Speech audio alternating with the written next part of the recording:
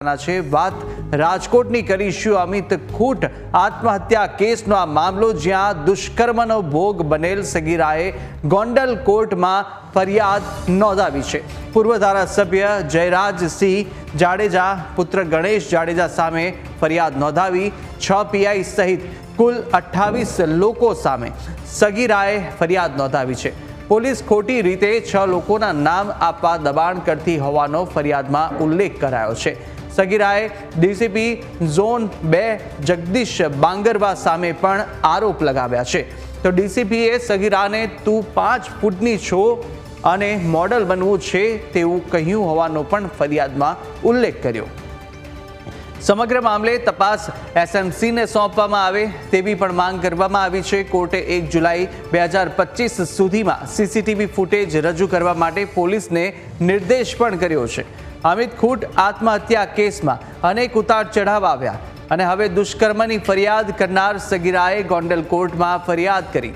સગીરાએ ગોંડલ કોર્ટમાં પૂર્વ ધારાસભ્ય જયરાજસિંહ જાડેજા અને પુત્ર ગણેશ જાડેજા સામે ફરિયાદ નોંધાવી છે। 6 પીઆઈ સહિત કુલ 28 લોકો સામે ફરિયાદ નોંધાઈ અને સગીરાના નિવેદન બાદ કોર્ટે 1 જુલાઈ 2025 સુધીમાં સીસીટીવી ફૂટેજ રજૂ કરવા પોલીસને નિર્દેશ કર્યો છે।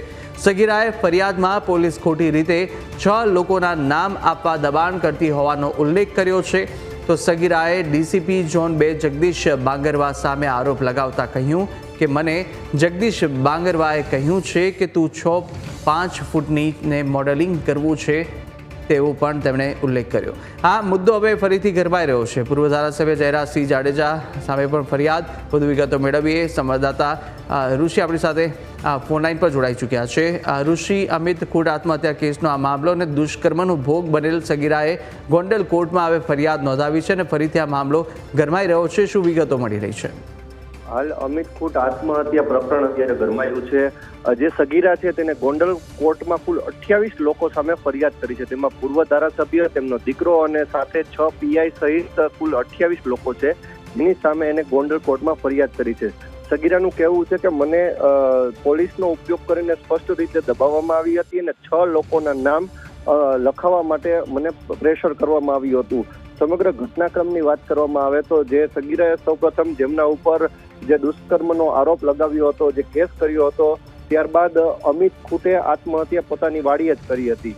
બાદમાં સમગ્ર પ્રકરણ આખું બહાર આવ્યું હતું અને ગોંડલ પોલીસની તપાસમાં એ સ્પષ્ટપણે બહાર આવ્યું હતું કે સગીરાએ જે ઝાડમાં ફસાવવા માટે એટલે કે હની ટ્રેપનો આખો મામલો બહાર આવ્યો હતો અને પોલીસે હની ટ્રેપમાં રીબડાના અનિરુદ્ધસિંહ, તેમના દીકરા સહિત 2 વકીલ ઉપર પણ ફરિયાદ દાખલ કરી હતી। હાલ તો બંને વકીલ જામીન ઉપર છે, ત્યારે અનિરુદ્ધસિંહ જાડેજા અને તેમના પુત્ર રાજદીપ જાડેજા અત્યારે ફરાર છે।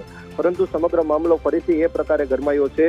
જે સગીરા છે તેને કોર્ટમાં ફરિયાદ કરી છે। 28 લોકો સામે જ્યારે આ ફરિયાદ થઈ છે ત્યારે થોડા દિવસ પહેલા જ સગીરાના પિતા પોતાની પુત્રી ખોટી હોવાનું પણ જણાવી રહ્યા હતા। હાલ તો ખરેખર પોલીસ તપાસ બાદ જ સમગ્ર ઘટનાક્રમ સાચો શું છે તે બહાર આવવાની શક્યતા છે। ત્યારે હવે કોર્ટની કાર્યવાહી ઉપર સૌની નજર છે।